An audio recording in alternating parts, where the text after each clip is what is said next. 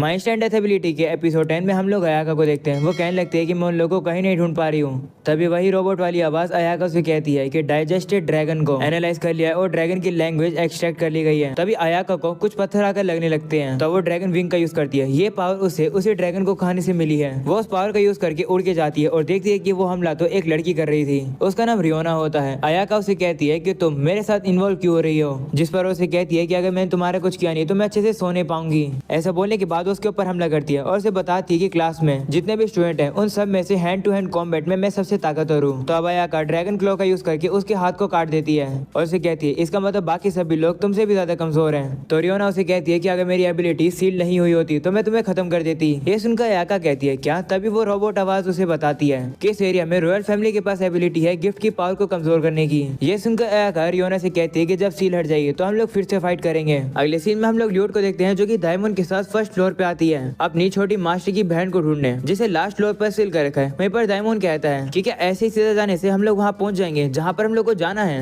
तभी उन लोग को सामने एक लड़की मिलती है जिसे देखकर ल्यूट कहती है कि लेडी माना आप यहाँ क्या कर रही हो। तो कहती है कि मुझे मेरे भाई की स्मेल आ रही थी तो मैं वेट नहीं कर पाई और मैंने डिसाइड किया ऊपर आने के लिए। डायमंड पूछता है कि ये कौन है, जिस पर ल्यूट उसे बताती है कि ये लॉर्ड की छोटी बहन है। ये सुनकर वो काफी हैरान हो जाता है। अगले सीन में हम लोग को असैसिन गिल्ड डार्क गार्डन के लीडर को दिखाया जाता है। उसे असैसिन गिल्ड के लिए एक रिक्वेस्ट मिली है और उसे योगिरी को मारना है। अगले सीन में टोमोचिका योगिरी से कहते हैं कि तुम वापस अपने रूम में ऐसे बैठे हो, जिस पर वो कहते हैं कि मैं यहाँ पर टाइम वेस्ट नहीं कर रहा हूँ, मैंने ये सीखा है। ऐसा बोलने के बाद वो फूल के ऊपर अपनी पावर को यूज करता है और फूल की कुछ पत्ती नीचे गिर जाती है। योगिरी बताता है कि मैं ट्रेनिंग कर रहा हूँ अपनी पावर को होल्ड बैक करने के लिए, क्योंकि मुझे लगा ये जरूरी है अगर हम लोग को सेज से इन्फॉर्मेशन चाहिए तो। योगिरी अब ये बताते हैं कि मैं टाउन के अंदर जाकर घूम रहा था, जिसे सुनकर टोमोचिका कहती कि तुम तो इस वर्ल्ड को एंजॉय कर रहे हो, वो भी अकेले अकेले। तभी योगिरी उसे कहते हैं कि जब मैं सिटी के अंदर घूम रहा था तो मुझे लग रहा था कि कोई मुझे टारगेट कर रहा है, इसलिए मुझे तुम्हारी जरूरत चाहिए। अगले सीन में हम लोग डायमंड को देखते हैं जो कि माने से कहती कि तुम तो नीचे सील थी है ना। तो कहती हाँ मैं सील थी, लेकिन पता नहीं किस रीजन की वजह से। लेकिन अगर मेरे प्यारे भाई ने मुझे सील किया था तो इसका मतलब मैंने कुछ ना कुछ गलत तो किया ही होगा।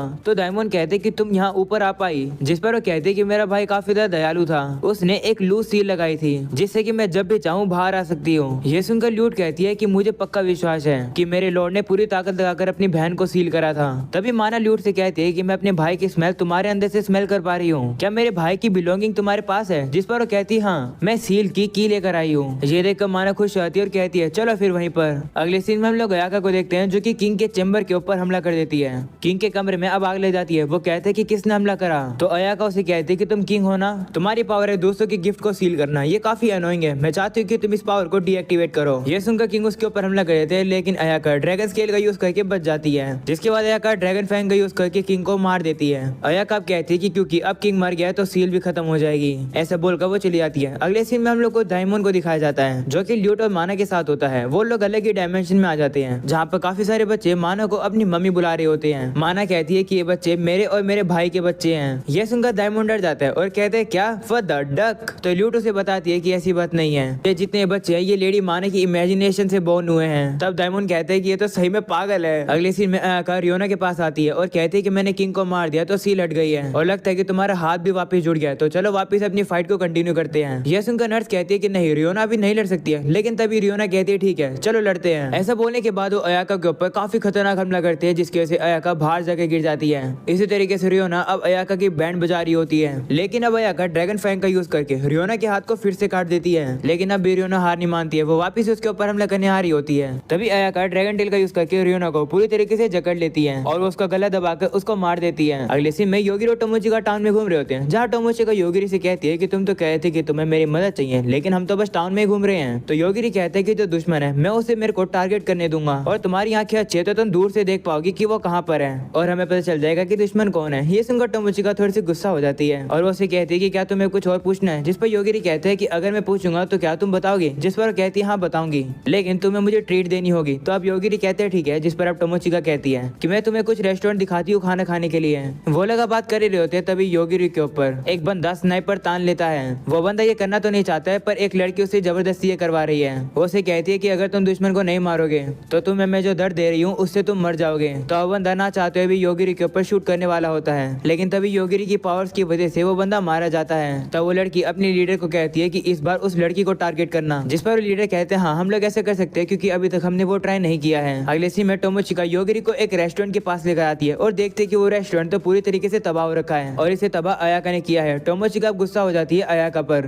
तभी योगिरी को पता चल जाता है कि कोई टोमोचिका को शूट करने वाला है। तो अब योगिरी जल्दी से टोमोचिका को साइड में कर देता है और अब वो गोली जाकर एक बूढ़े अंकल को लगती है। वही टोमोचिका हैरान होती है और कहती है कि ये क्या था। हमें पता चलता है कि उस लड़की को वही लीडर ऑर्डर दे रहा था। तभी योगिरी को उसके बारे में पता चल जाता है और वो उसे कहते हैं कि वहीं वेट करो, मैं तुम्हारे पास आ रहा हूँ। ये सुनकर वो बंदा डर जाता है। वहीं पर अब योगिरी टोमोचिका को बताता है कि कोई हमें देख रहा था। तो टोमोचिका कहती है कि हम लोग क्या करें। तभी मोको वहां पर आती है और कहती है कि चिंता मत करो, मैंने इन इलेक्ट्रोमैग्नेटिक वेव का सोर्स ढूंढ लिया है। अगले सीन में हम लोग लीडर को देखते हैं जो कि कह रहा होता है कि क्या उन लोगों ने मुझे ढूंढ लिया है, जल्दी से मुझे यहाँ से जाना होगा। वो हेलीकॉप्टर में बैठकर जा ही रहा होता है, लेकिन तभी योगिरी अपनी पावर को यूज करके हेलीकॉप्टर की पंखड़ियों को मार देता है और अब लीडर को पैराशूट के जरिए नीचे आना पड़ता है। वो भागने की कोशिश कर रहा होता है, लेकिन तभी टोमोचिका वहां पर आती है और वो उसे पकड़कर नीचे जमीन पर गिरा देती है।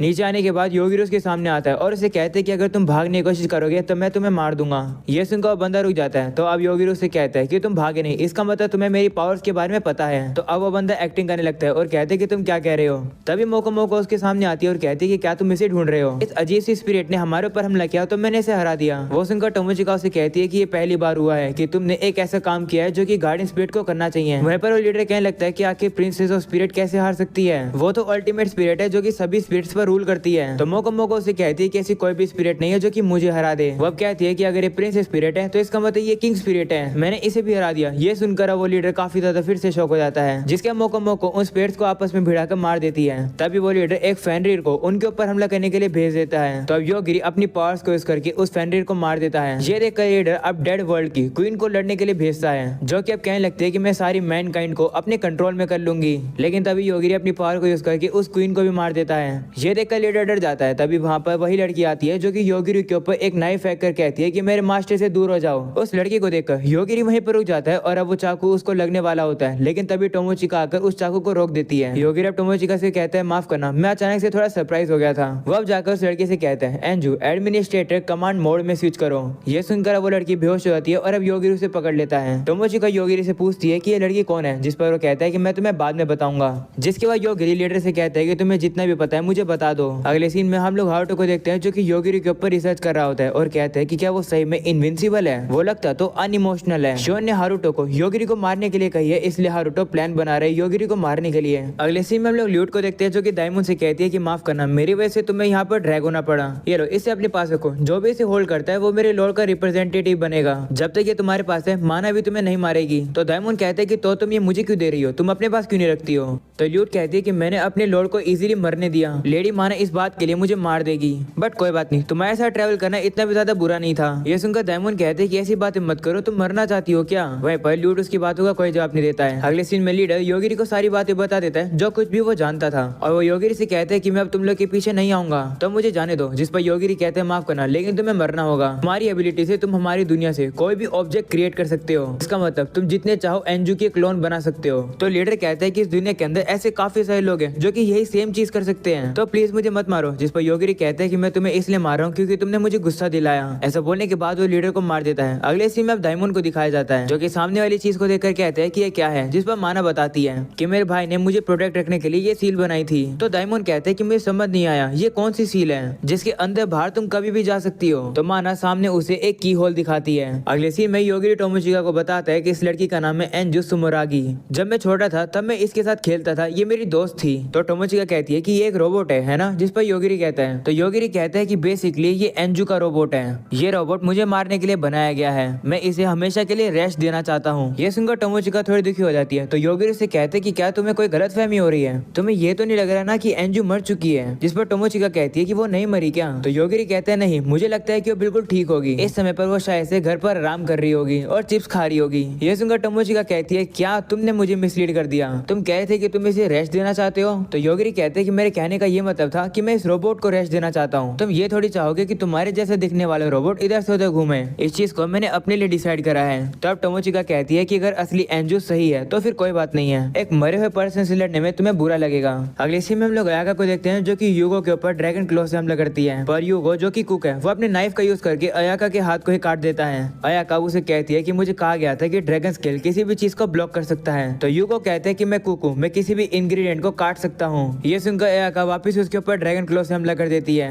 और उसे मार देती है। लेकिन तभी अयाका देखती है कि यूगो तो उसके पीछे आ चुका है। इन सब चीजों को एक और लड़की पीछे से देख रही होती है, जिसके बाद यूगो अयाका से लड़ने के लिए अपनी काफी सारी कॉपीज बना लेता है। पीछे से युकिमा से एक नॉवल को पढ़ रहा होता है जिसमें अब ये बात लिखी आ रही होती है कि अयाका फ्लेम्स का यूज करेगी जो कि यूगो को बुरी तरीके से जला देगी। हम लोग अब देखते हैं कि ऐसा ही होता है। यूगो अपनी काफी सारी कॉपीज को अयाका के ऊपर हमला करने के लिए भेज देता है, पर अयाका उस अटैक को डॉज करके आसमान में जाके फ्लेम्स का उसके ऊपर यूज कर देती है, जिसकी वजह से यूगो जल जाता है। वहीं पर टोमोचिका और योगिरी भी यहाँ पहुंचते हैं और सोचते हैं कि ये क्या हो रहा है। टोमोचिका अपनी आई साइट का यूज करती है और देखते हैं कि सामने की तरफ कोई है। उसे पता चलता है कि वहाँ पर तो अयाका है, जिसके बाद हम लोग देखते हैं कि अयाका वहाँ से उड़कर चली जाती है। अगले सीन में सोरा सभी स्टूडेंट्स को बता रही होती है कि अब हम सिर्फ 18 लोग ही बचे हैं। अयाका ने 8 स्टूडेंट्स को मार दिया है। ये सुनकर सभी बच्चे कहने लगते हैं कि क्या कोई अयाका को हरा नहीं सकता है। तो सोरा कहती है कि हम लोग की ज्यादातर कॉम्बैट पावर हम लोग फोकस कर रहे हैं अंडरवर्ल्ड के लिए। शायद से यही मेन रीजन है ज्यादातर लोगों के मरने के लिए। वो एक एक करके लोगों को मार रही है और अभी अभी हमसे कहा गया है कि हम लोग किंगडम छोड़कर अभी चले जाएं। तब दूसरा बंदा कहते हैं लेकिन हम तो सेज के ऑर्डर पर आए हैं तो हम लोग जाएं क्यों। तब सोरा कहती है कि अगर ऐसे चलता रहा तो किंगडम डिस्ट्रॉय हो जाएगा। हमारे ऑब्जेक्टिव को जल्दी से जल्दी खत्म करने के लिए हम सभी लोगों को अंडरवर्ल्ड में मूव करना चाहिए। अगले सीन में हम लोग को अंडरवर्ल्ड का 6th फ्लोर दिखाया जाता है जहाँ पर योगिरी और टोमोचिका के साथ डेविड भी होता है। योगिरी उसे कहता है कि क्या तुम हम पर नजर रखने आए हो। तो कहते नहीं, मैंने खुद वॉलंटियर किया है क्योंकि मैं 6th फ्लोर को अपनी खुद की आंखों से देखना चाहता था। तो योगिरी कहते ठीक है, अपने आप को ज्यादा पुश मत करना, लेकिन जब भी मौका मिले वापस चले जाना। तो डेविड कहते कि तुम लोग को बस डार्क गॉड को हराना है और सब कुछ ठीक हो जाएगा। अगले सीन में सभी लोग देखते हैं कि काफी सारे मॉन्स्टर्स अब आगे खड़े हैं। इतने सारे मॉन्स्टर्स को देखकर एक लड़की कहती है कि आगे की तरफ 5097 मॉन्स्टर्स हैं। वो मॉन्स्टर का टोटल नंबर इसलिए बता पा रही है क्योंकि उसकी जो क्लास है वो है काउंटर। एक ही बारी में वो देखकर बता सकती है कि चीजें कितनी हैं, पर उसकी पावर कॉम्बैट के लिए यूजलेस है। जिसके साथ हम लोग बाकी स्टूडेंट्स को देखते हैं जो कि मॉन्स्टर्स को हराने के लिए चले जाते हैं। वहीं फूका को दिखाया जाता है जिसकी पावर होती है डेथ गॉड। वो किसी को भी इंस्टेंटली मार सकता है। ये पावर तो बिल्कुल योगिरी की तरह ही है ना। जिसके साथ हम लोग देखते हैं सभी स्टूडेंट उन मॉन्स्टर्स की तो पूरी तरीके से बैंड बजा देते हैं। अगले सीन में हम लोग को ल्यूट को दिखाया जाता है जो कि माना से कहती है कि मुझे आपको कुछ बताना है। दरअसल डार्क गॉड अल्बा गर्मा मर गए हैं। ये सुनकर माना कहती है कि मैं अपने भाई से काफी ज्यादा प्यार करती हूँ, पर मैं इतनी बेवकूफ नहीं हूँ कि ये नहीं सोचूंगी कि वो मरे नहीं है। तो अब दाइमोन उसे कहते हैं कि ल्यूट चाहते हैं कि तुम उसकी मदद करो बदला लेने के लिए। तो माना कहती है कि ऑफ कोर्स मैं बदला लूंगी, लेकिन उससे पहले मुझे कुछ करना है और वो है मैं अपने भाई को जन्म दूंगी। ये सुनकर दाइमोन कहते हैं कि मुझे समझ नहीं आया कि तुम क्या कह रही हो। तभी हम लोग ल्यूट को देखते हैं जिसके दोनों हाथ गायब हो जाते हैं और पता चलता है कि वो काम तो माना का होता है। वो कहने लगती है कि मेरे भाई की एसेंस अभी भी इन हाथों के अंदर है, तो मैं इन हाथों को ले रही हूँ क्योंकि ये हाथ मेरी मदद करेंगे मेरे भाई को वापस लाने में। अब मुझे तुम्हारा ब्रेन भी लेने दो क्योंकि मेरे भाई का फॉर्म तुम्हें याद होगा। तभी दाइमोन माना से कहते हैं कि क्या तुम मास्टर ल्यूट को छोड़ सकती हो।